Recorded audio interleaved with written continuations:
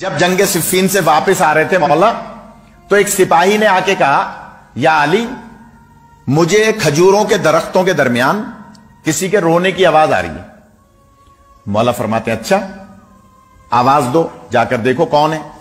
اب جو وہ سپاہی گیا تو کیا دیکھا کہ ضعیفہ سرانے بیٹھی ہے اور رو رہی ہے، میت ایک سامنے پڑی ہے اور چاروں طرف کھجوروں کے درخت ہیں۔ اور آگے بڑھ کے مولا نے، اب یہ ذہن میں رکھیے گا خدا را، مولا نے اس سے اپنا تعارف نہیں کرایا کہ میں کون ہوں۔ وہ مولا کو مانتی تھی، پہچانتی نہیں تھی کہ مولا نے سلام کر کے اس سے کہا کہ اے ضعیفہ، یہ تمہارا کون ہے؟ اس نے کہا میرا بیٹا ہے۔ کہا کہ پھر شریعت کا حکم ہے، مولا نے اپنا تعارف نہیں کرایا، یہ ذہن میں رکھیے گا۔ فرمایا کہ شریعت کا حکم ہے کہ جلدی کرنا شیطان کا کام ہے، سوائے 5 موقعوں کے۔ ہر کام میں جلدی کرنا شیطان کی گویا پیروی کرنا ہے۔ وہ ضعیفہ کہتی ہے بیان کر دیجئے۔ مولا نے فرمایا شریعت کا حکم ہے سب سے پہلے موت واقع ہو جائے تو دفن کرنے میں جلدی کرو۔ مولا فرماتے ہیں دوسرا حکم یہ ہے کہ موت واقع ہو جائے تو دفن کرنے میں جلدی کرو، نماز کا وقت ہو جائے تو نماز پڑھنے میں جلدی کرو۔ تیسرا حکم یہ ہے کہ بیٹی بالغ ہو جائے تو شادی کرنے میں جلدی کرو۔ یا علی۔ چوتھا حکم یہ ہے کہ گناہ سرزد ہو جائے تو توبہ کرنے میں جلدی کرو۔ یا علی۔ 5واں حکم یہ ہے کہ اگر مہمان گھر پہ آ جائے تو ضیافت کرنے میں جلدی کرو۔ ضعیفہ سے فرماتے ہیں وہ پہچانتی تو تھی نہیں، اس نے کہا اے عرب، آپ اپنا کام کیجئے، اپنے سفر پہ جائیے، میں نے آپ کی باتیں سن لی، میں اپنے بیٹے کو دفن نہیں ہونے دوں گا۔ مولا نے تعارف تو کرایا نہیں تھا۔ مولا فرماتے ہیں کیوں؟ ضعیفہ کہتی ہے اے عرب، میرے زمانے کا امام کوفے میں رہتا ہے، میرا اور کوئی دنیا میں نہیں ہے، شوہر 20 سال پہلے مر گیا تھا، یہ میرا واحد سہارا تھا اس جنگل میں۔ آپ دیکھیں دور دور کوئی جھوپڑی بھی نہیں ہے، میں اکیلی ایک جھوپڑی میں یہاں اس بیٹے کے ساتھ رہتی تھی، اب یہ بیٹا مر گیا، مجھے کون یہاں کھلائے گا پلائے گا؟ تو میں اسے لے جاؤں گی کوفے، اور زمانے کا امام وہ ہے جو موت اپنے دسترس میں رکھتا ہے، میں نے اس کو لے جانا ہے کوفے۔ مولا نے جب دیکھا کہ اس کا میری ذات پہ اتنا یقین ہے تو ایک مرتبہ سوال کیا، اے ضعیفہ، علی اسے زندگی دلا سکتے ہیں؟ وہ ضعیفہ کہہ رہی ہے اگر آپ کو یقین چاہیے تو یہ ساربان کھڑا ہے جو اونٹوں پر مال ادھر ادھر لے جاتا ہے۔ دیکھیں اس وقت میرا کچھ بھی یہاں موجود نہیں ہے، میں نے شیطیر تک جھوپڑی کی ساری چیزیں، اپنا کپڑا لتا سارا کچھ اس کو دے دیا کہ پیسے میرے پاس نہیں تھے، میں نے اس سے کہا سب کچھ لے لے، یہ میرے یقین کی منزل ہے، میرا سب کچھ لے لے، بس مجھے اور میرے بیٹے کو اونٹ پر رکھ کے کوفے پہنچا دے۔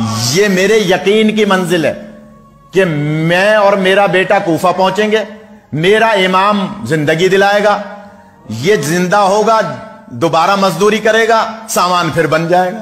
جملہ کہہ رہا ہوں، شانتی تھی نہیں مولا کو۔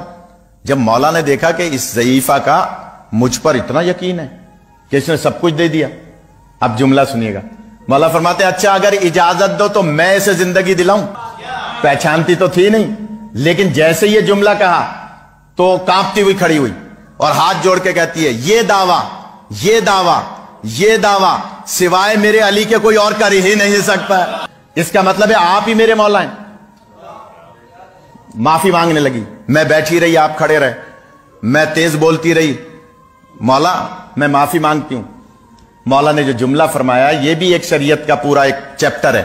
مولا فرماتے ہیں دیکھو اسلام ظاہر پر ہے، اگر تم مجھے پہچان کے عزت نہ کرتی تو تمہارا مواخذہ ہوتا، تم پہچانتی نہیں تھی، لہذا میں نے بھی معاف کیا، میرے اللہ نے بھی معاف کیا۔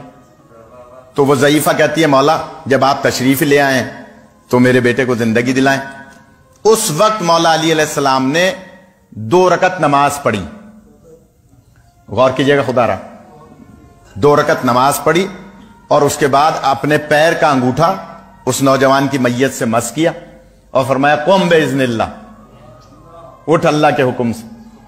وہ دونوں ہتھیلیاں زمین پہ ٹیک کے کھڑا ہوا اور جملہ کہتا ہے السلام علیکہ یا امیر المومنین۔ مولا فرماتے ہیں तुम्हारी मां मुझे नहीं पहचानती थी, तुमने कैसे समझा कि मैं अमीरुल मोमिनीन हूं? तुम तो मर गए थे, तुम्हारी मां मुझे नहीं पहचानती थी, तुमने कैसे पहचाना? तो अब अल्लामा मजलिसी की वो रिवायत आपके जहनों में आएगी। ये कहता है मौला कैसे नहीं पहचानता, जब चंद घंटों पहले मेरी मौत हुई थी तो आप मेरे सिराने मौजूद थे। अल्लामा मजलिसी की रिवायत है ना कि हर मरने वाले के सिराने अली आएंगे, लिहाजा वो कह रहे हैं मौला कैसे नहीं पहचानता, जब मेरी चंद घंटों पहले मौत हुई थी तो आप मेरे सिराने मौजूद थे, लिहाजा आप ही मेरे अमीर हैं। मौला कायनात अब उस ज़ईफा से कहते हैं, ए ज़ईफा मैंने तुम्हारे बेटे को जिंदगी दिलाई। अच्छा सवाल ये पैदा होता है, बच्चों से पूछूं मैं, ये बोलते नहीं है, बताएं मौला अली अलैहिस्सलाम ने 2 रकत नमाज क्यों पढ़ी? जिंदा करने से पहले 2 रकत नमाज क्यों पढ़ी? ये मुझे और आपको सबक दिया है, दर्स दिया है कि देखो जिंदगी वो दिलाएगा जो मौत से पहले बना है, लेकिन जिंदगी दिलाने का मकसद ये नहीं है कि अली अल्लाह हो गए। अल्लाह वही है जिसके सामने अली का सर झुक रहा है। ऐसे ही नमाज नहीं पढ़ते थे। मौला फरमाते हैं कि ए ज़ईफा मैंने तुम्हारे बेटे को जिंदगी दिलाई, अगर इजाजत दो तो मैं तुम्हारे शौहर को जिंदगी दिलाऊं। वो कहती है मौला अब मैं ज़ईफा हो गई हूं, 20 साल पहले मरा था, अब वो उठेगा तो जवान उठेगा, क्योंकि वो जवान था, मैं उसकी खिदमत नहीं कर पाऊंगी, रहने दीजिए, बस ये मेरा बेटा ये मेरी खिदमत करेगा, आपकी मेहरबानी। जवाब सुनिएगा मौला का। मौला फरमाते हैं तुम पहले तो बड़ा अकीदत की बात कर रही थी, मेरे बारे में अकीदा रख रही थी और कह रही थी कि मेरा मौला जिंदगी दिलाएगा। जब अली खुद आके यहां इसको जिंदगी दिला सकता है, तेरे शौहर को जिंदा करने का दावा कर सकता है, तो तुझे जवानी लौटा के नहीं दे सकता।